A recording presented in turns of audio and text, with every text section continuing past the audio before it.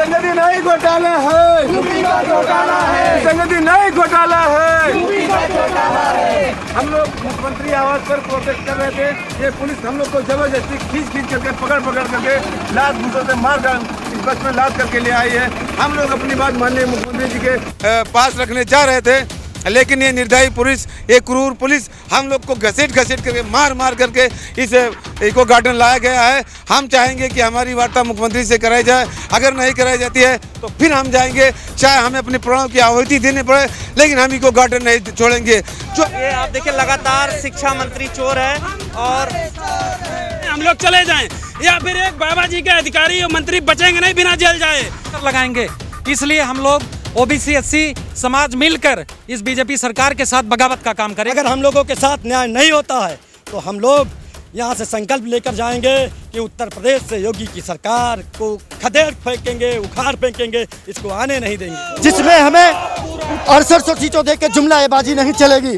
हम आने वाले चुनाव में पूर्णतः योगी जी को बाहर करेंगे। एक तो ये बात, और आपने कहा था कि चुनाव पर इसका असर पड़ेगा कि नहीं पड़ेगा। पूरे जनसंख्या में 85% दलित पिछड़े हैं। बैरिकेटिंग पर प्रदर्शन कर रहे हैं। क्या हम लोग उससे नीचे मानने वाले नहीं हैं, और जो सरकार 6800 का जुमला दे रही है, कोई ओबीसी एससी भाई उससे संतुष्ट नहीं है। मुख्य देख सकते हैं, एक तरफ आप उधर दिखाइए कि कितना यहाँ पे प्रदर्शन चल रहा है। एक तरफ बैरिकेटिंग देख रहे हैं किस तरीके से छात्र या जो शिक्षक है यहाँ पर जो प्रदर्शन कर रहे हैं, वो अलग अलग तरह के प्रदर्शन हो रहे हैं और लगातार ये बैरिकेटिंग हिलाई जा रही है।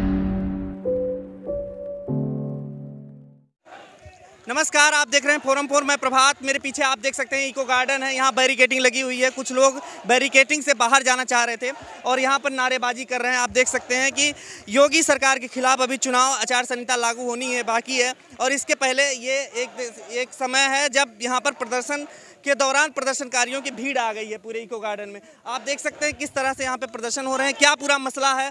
हम जानते हैं इनसे कि क्या कौन से लोग हैं जो ये प्रदर्शन कर रहे हैं और क्या पूरा मसला है। यहाँ देखिए किस तरीके से लोग बैरिकेटिंग पर प्रदर्शन कर रहे हैं। क्या मसला है? आरक्षण, आरक्षण, क्या मसला है आपका?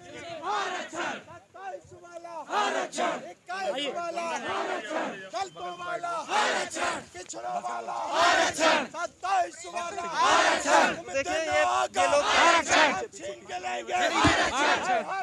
क्या मसला है आप लोगों का?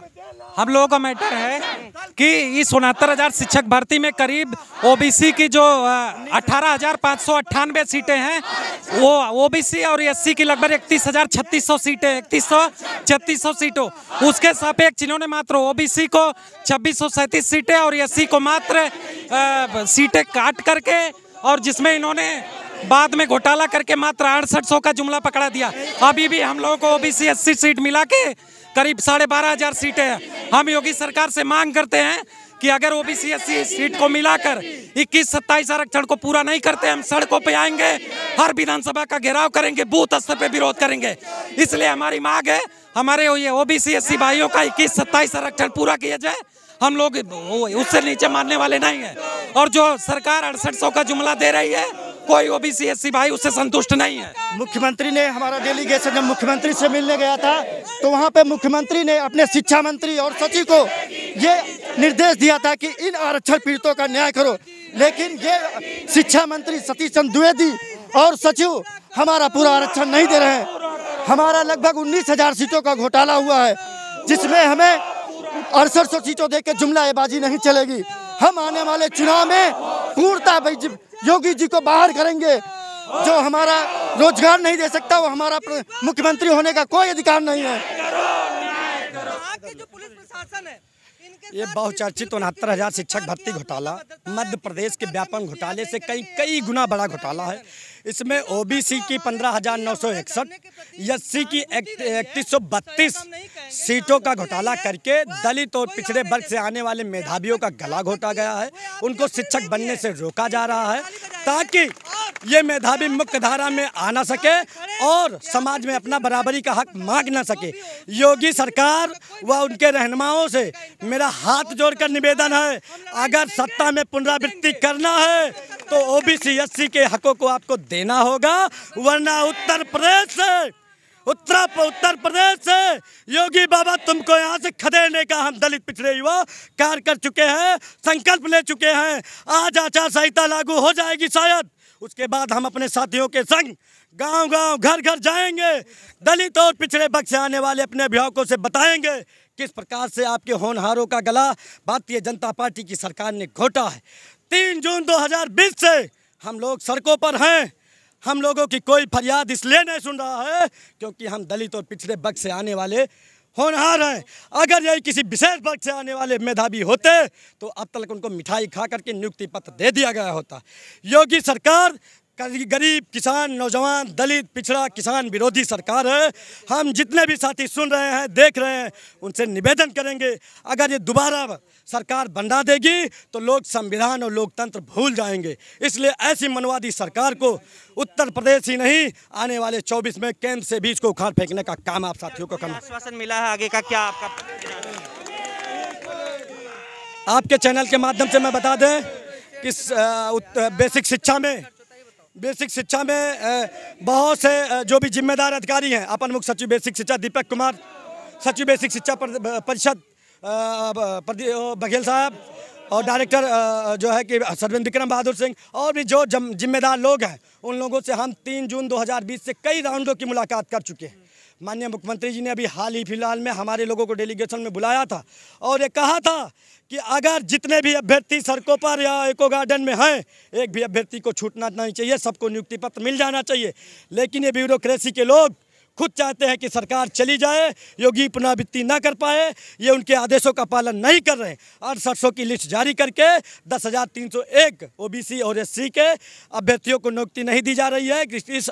इस घोटाले में राष्ट्रीय पिछड़ा वर्ग संवैधानिक संस्था दिल्ली ने, राष्ट्रीय अनुसूचित जनजाति आयोग दिल्ली ने, राज्य पिछड़ा वर्ग आयोग लखनऊ, राष्ट्रीय अनुसूचित जाति आयोग लखनऊ ने मुहर लगा दी है कि 69,000 शिक्षक भर्ती में लगभग 19,000 ओबीसी एससी समाज के होनहारों का गला घोटा गया है। अगर ये संवैधानिक संस्थाओं की वैल्यू नहीं करता है, नहीं मानते हैं, तो इन संवैधानिक संस्थाओं को बंद कर देना चाहिए, अपने मनुस्मृति को लागू कर देना चाहिए। हम लोगों से गुलामी कराना चाहते हैं। आज आप लोग कहाँ जाने वाले थे? यहाँ पर दमनकारी गूंगी बहरी सरकार 204 दिनों से हम लोग भूखे प्यासे कड़कड़ाती ठंडियों में, सर्दी गर्मी बरसात में हम यहाँ पड़े हुए, हमारी आवाज़ को नहीं सुन रहा था। तो आज 204 दिनों से हम लोग गांधीवादी तरीके से शांतिपूर्ण ढंग से आंदोलन कर रहे थे। जब ये सरकार, मनवादी सरकार, दमनकारी सरकार हमारी आवाज़ नहीं सुनी तो मजबूरी में मुझे सड़कों पे उतरना पड़ा।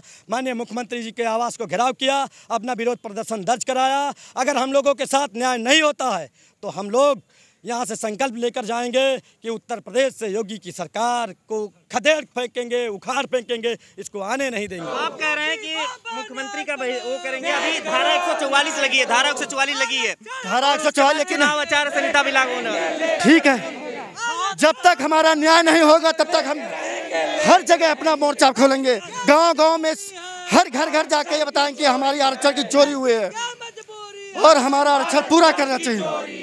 क्या लगता है कि सरकार आप लोगों की बातें क्यों नहीं सुन रही है? और ये चुनाव भी तो नजदीक है, चुनाव पे इसका असर पड़ेगा कि नहीं पड़ेगा? बिल्कुल बहुत बड़ा असर पड़ेगा। हम लोग बूथ पे जाके इसका प्रचार करेंगे कि आरक्षण की 27-21% की इन्होंने चोरी किया है, दलित और बैकवर्ड इनका बिल्कुल साथ नहीं देंगे। हम लोग बूथ पे जाके इसका प्रचार करेंगे।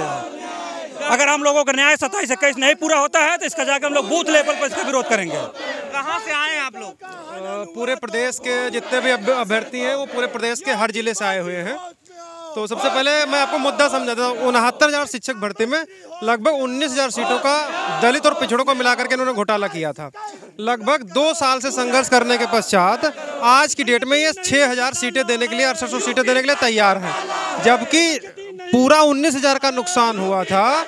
19,000 पूरा करने के बजाय ये डिवाइड एंड रूल पॉलिसी लागू करते हुए मात्र 19,000 के बजाय 6,000 का जुमला पकड़ा दिया है और आपस में डिवाइड एंड रूल वाली के तहत काम कर रहे हैं। हमारा मुद्दा सिर्फ इतना है कि जितना हमारा 19,000 का घोटाला हुआ है उसको पूरा किया जाए। इसके अलावा जो भी माननीय उच्च न्यायालय में भी याचिकाएं योजित की गई हैं उनको भी कंसीडर किया जाए। तो या तो ये पूरा 19,000 हमारी सीटें पूरी कर दें और या तो जो भी पिटिशनर्स वगैरह हैं उनको अकोमोडेट करते हुए चले। एक तो ये बात। और आपने कहा था कि चुनाव पर इसका असर पड़ेगा कि नहीं पड़ेगा। पूरे जनसंख्या में 85% दलित पिछड़े हैं और उन्हीं 85% दलित पिछड़ों के अधिकारों का आप हनन कर रहे हो, तो ये बताने की आवश्यकता नहीं है कि चुनाव में इसका असर पड़ेगा कि नहीं पड़ेगा।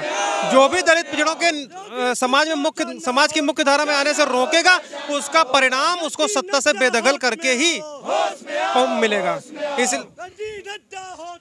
क्या लगता है सरकार की मंशा है आप लोगों का? नहीं, हमें नहीं लगता। हमें लगता है कि सरकार धोखेबाजी करेगी। हमें नहीं लगता कि सरकार हमारे हितों का न्याय करेगी।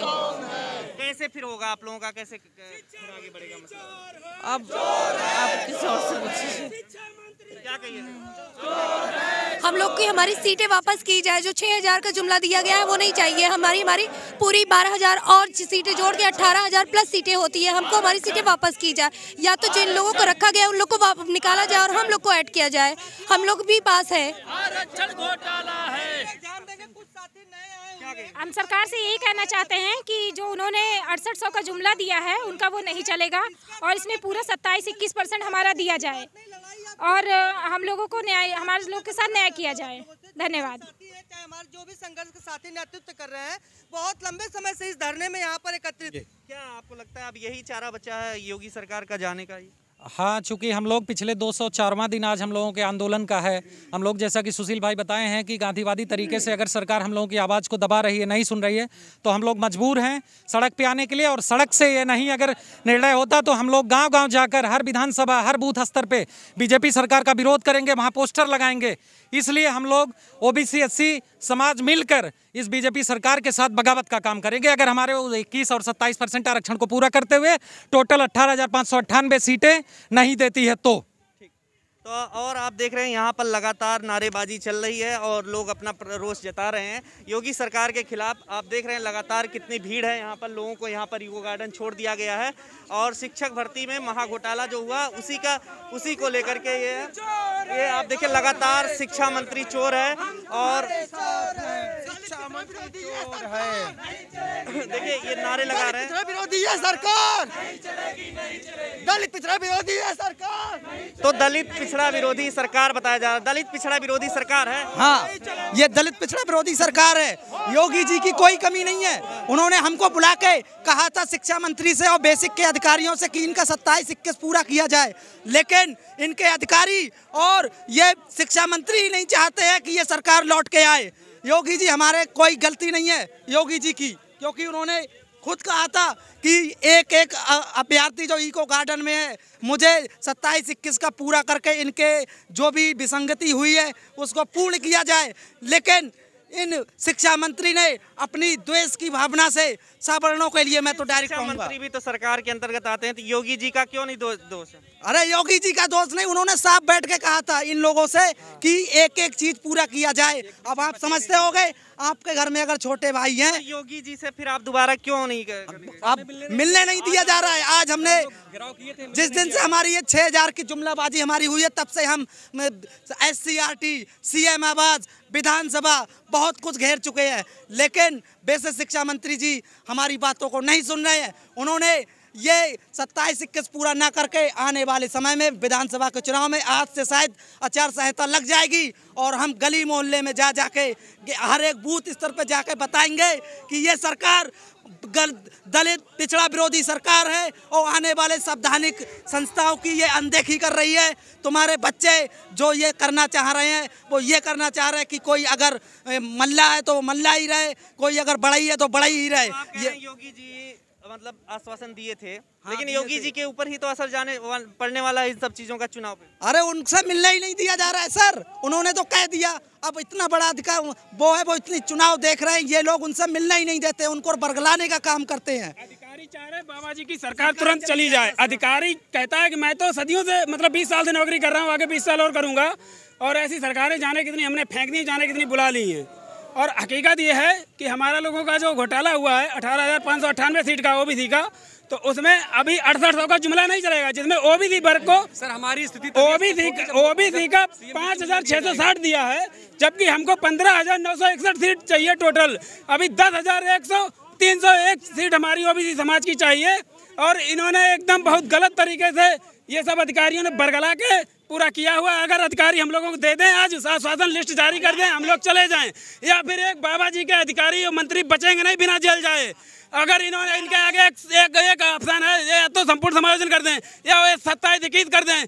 ओबीसी का जो बचा हुआ सीट है 15,961 पूरा दे दें, एससी का 12,33,300 सीट बची हुई है। सरकार में चाहे तमाम परीक्षाएं होती हैं, लीक हो जाती हैं, और ये 69,000 आप लोगों का चल ही रहा है इतने दिनों से, और इसके पास एसएससी जीडी तमाम तरीके की नौकरी को लेकर के ये चल रहा है। क्या लगता है सरकार शिक्षा और इसके मतलब शिक्षक विरोधी है, छात्र विरोधी है, आपको लगता है? सरकार जो है दलित और पिछड़ों विरोधी है, और कोई विरोधी नहीं है। इसको सिर्फ दलितों और पिछड़ों की लाशों पर पैर रख के सरकार बनानी है। और जैसे ही मंत्री व मुख्यमंत्री के पद पर बैठ जा रहे हैं, ये भूल जा रहे हैं कि हाँ 80% आबादी ओबीसी और एससी की है, और आने वाले चुनाव में ये इनको ज्ञात हो जाएगा कि हम लोग क्या कह रहे हैं। अगर हमारी बातें नहीं मानी गई तो हम हर एक स्तर पर गुजर जाएंगे, हर एक जगह जाके अपनी बात कहेंगे कि हमारे साथ छल हुआ है, हमारे साथ धोखा हुआ है, गाँव-गाँव घूमेंगे। वैसे भी 3 महीने हम लोग कोई रैली नहीं कर पाएंगे, हम लोग 3 महीने बर्बाद कर चुके हैं। अधिक समय से 1 साल 2 महीने और सही चल रहा है सर हम लोगों का। जब राष्ट्रीय पिछड़ा वर्ग आयोग ने स्पष्ट कर दिया है अपने पॉइंट नंबर 10 में कि पिछड़ों की 27% के हिसाब से 18,598 सीटें होनी चाहिए, वहाँ पर मात्र 2,637 सीटें दे करके 15,961 पदों का केवल पिछड़े समाज के अभ्यर्थियों का गला घोटा गया है, और साथ ही हमारे एससी भाइयों का भी 21% नहीं पूरा किया गया। जहां पर 21% मिलना चाहिए वहां मात्र 16.67% दिया गया है। हम इस सरकार से अपेक्षा रखते थे अभी तक, और हमने खूब इनसे याचना करी, लेकिन अभी भी ये सुनने के मूड में नहीं है, तो हम भी अब सुनेंगे नहीं। इनकी सरकार को उखाड़ने का काम करेंगे, हर स्तर से प्रयास करेंगे। धन्यवाद। तो आप देख रहे थे किस तरीके से यहाँ पर रोज लोगों का गुस्सा है, जो भी 69,000 शिक्षक भर्ती का मामला है इसको लेकर के, और लगातार यहाँ प्रदर्शन चल रहा है। क्या कुछ कह रहे हैं? मैं 69,000 शिक्षक भर्ती का अभ्यर्थी हूँ। मैं जनपद बिजनौर से आया हूँ। जिस दिन से इन्होंने 69,000 की चयन सूची जारी की थी, चयन सूची का जो आधार होता है वो मेरिट होता है। जब भी चयन सूची जारी की जाती है, जो अभ्यर्थियों ने जो भी परीक्षा दी है उसके अंदर उनके मेरिट के आधार पर, उनके नंबरों के आधार पर एक मेरिट लिस्ट बनाई जाती है। लेकिन जो चयन सूची इन्होंने जारी की है उसके अंदर कोई गुणांक नहीं दिखाया गया। अब इन्होंने जब अभ्यर्थियों ने बहुत बड़ी संख्या में आंदोलन किया, तो इन्होंने आरक्षण विसंगति के नाम पर 6,800 का लॉलीपॉप पकड़ाया, और लॉलीपॉप वो इस तरीके का पकड़ाया, और पारदर्शिता के नाम पर उन्होंने पूरी उसके अंदर गुणांक को भी मेंशन किया। अब गुणांक मेंशन करने के कारण हम सिर्फ केवल यही जानना चाहते हैं, अपने पिछड़े समाज से भी जानना चाहते हैं, माननीय योगी आदित्यनाथ जी की सरकार से भी यही जानना चाहते हैं कि ऐसा क्या कारण था कि आपने 6,800 की सूची है उसके अंदर तो आपने अभ्यर्थियों के गुणांक साफ दिखा दिया, और जो 69,000 थी उसमें कोई गुणांक नहीं दिखाया। और इसके अलावा जो अभ्यर्थी है, जैसे मैं हूँ, जो आपने एक सूचना का अधिकार बनाया है, आम नागरिक का अधिकार, मैं उसकी 2 साल से लड़ाई लड़ रहा हूँ। अब उसके अंदर 2 अधिकारियों को मैं RTI का आधार पर आवेदन भेजा मैंने, उन्होंने मुझे जवाब दिया। सूचना आयोग में मेरी सुनवाई चली है, हर 6 महीने की तारीख लगती है। अधिकारियों को मैं भेजता हूँ कि इस पर मुझे आप जवाब दे दीजिए, उस पर कोई जवाब नहीं दिया जाता। आज तक 2 साल हम सिर्फ उस लिस्ट में, उस RTI में मैंने सिर्फ इतना मांगा कि आपने जो 69,000 की जो सूची जारी करी है उसे उसके मेरिट के आधार पर मुझे लिस्ट प्रदान करा दी जाए। लेकिन मुझे 2 साल की लड़ाई में अभी तक भी कुछ भी हाथ नहीं लगा है। तो आप मुझे ये बताइए, मैं इस संविधान पर किस प्रकार से भी मैं विश्वास कर लूँ? जो आम नागरिक का अधिकार है उसके तहत भी मुझे जो है ना जानकारी नहीं मिल पा रही है। अब मुझे 3 साल लड़ते लड़ते हो गए सूचना आयोग में केवल एक सूचना लेने के लिए, और मुझे अभी तक सूचना नहीं मिल रही है। अगर मुझे 4 साल में भी अगर वो मुझे सूचना मिलती है तो ये बताइए कब उसे लेकर मैं न्यायपालिका में न्याय के लिए जाऊँगा, और न्यायपालिका में जाने के बाद क्या मुझे वो न्याय तुरंत मिल जाएगा?